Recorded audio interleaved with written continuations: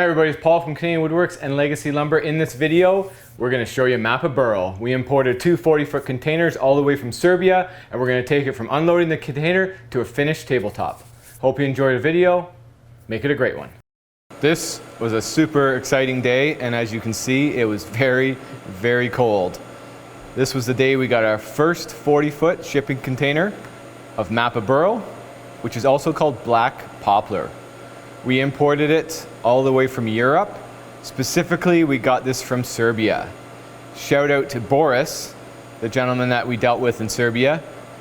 It was a long time coming, setting up the steel, a lot of negotiation, understanding how we wanted it cut, thicknesses, lengths, pictures of all the material and all that kind of stuff. He typically ships out logs only, not necessarily lumber, but Canada would not let us import logs.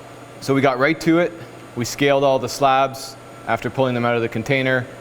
We took pictures of every single piece of Mappa Burl that we have, which you can view online, yes, through our lumber catalog.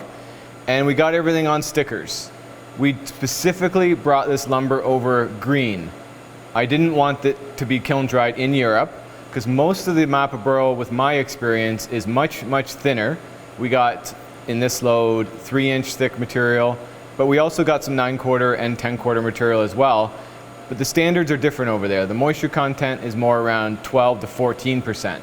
So I've found that the Mappa Burl that I've used from Europe, dried over there, it's kind of spaghetti noodles. You get some flat pieces that work out great, but a lot of them are really twisted. They like moving, and it's just a slightly difficult material to deal with. We specifically have a vacuum kiln to deal with thicker material as well as hold material nice and flat while it dries. It has a hydraulic press inside the kiln, but not only that, when a vacuum kiln dries the material, it's drying the inside and outside evenly. Much different than a typical kiln. So Troy worked his butt off, as you can see. We got the kiln cart fully loaded, all stacked up. Yes, there's no stickers in there, as you notice, because all the moisture, well, virtually all of the moisture, is actually getting removed through the end grain of the wood. Travels through the natural pathways, thus keeping the end grain nice and moist while it dries. That way there's no massive checking happening. One big advantage to a vacuum kiln. The other advantage is the lower temperatures compared to a typical kiln, especially for thicker material. We're gonna have it in there for about 8 to 12 days. We're gonna bring it down to 6 to 8% through and through all of the boards. And then we'll typically dress almost all of our material for our dealers. All this material is available through our dealers that we have all over North America, in Quebec, in Ontario, and a few of them across the USA. So we'll typically check all the material on our CNC. If it's got a little bit too much twist or warp or something like that, we're gonna surface one side about 50% on the CNC first, and then we'll put it through the beast of a machine that you see there, the jointer planer. Oh man, look at this stuff. Look how nice this material is. Very, very unique poplar. We don't have it here growing like this. Full of burls, full of nibs, they're called. So the little pointy things on the very outside of the burl travel through the wood, and I'm actually wrong. It's called a pip. So you can see all the black little marks there. Those are called pips, and they go right through and add a lot of character to the lumber. Next up, if you didn't know, we make furniture, but obviously you know that, you're following our channel. So we're gonna make an epoxy desk for the team at Chemtech Epoxy. So first we do the form, and we use a HDPE bottom, and then we put the sides on. And we do like to do a sealed edge when we do fairly translucent epoxy.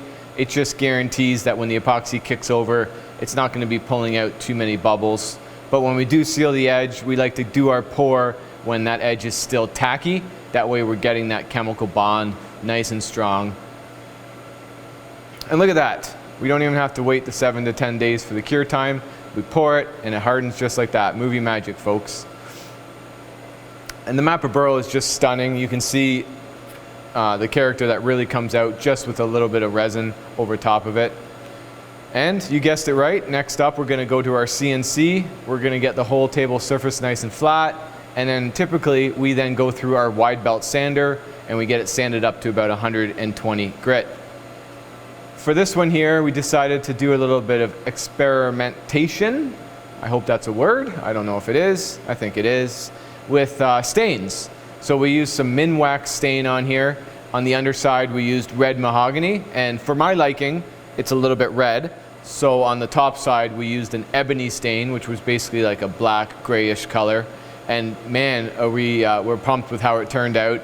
Very interesting how the lumber actually absorbed the stain. A lot of comments online was that the black epoxy soaked into the wood and stained the wood like that, but it actually didn't do it at all. The wood was bright white before we applied the stain.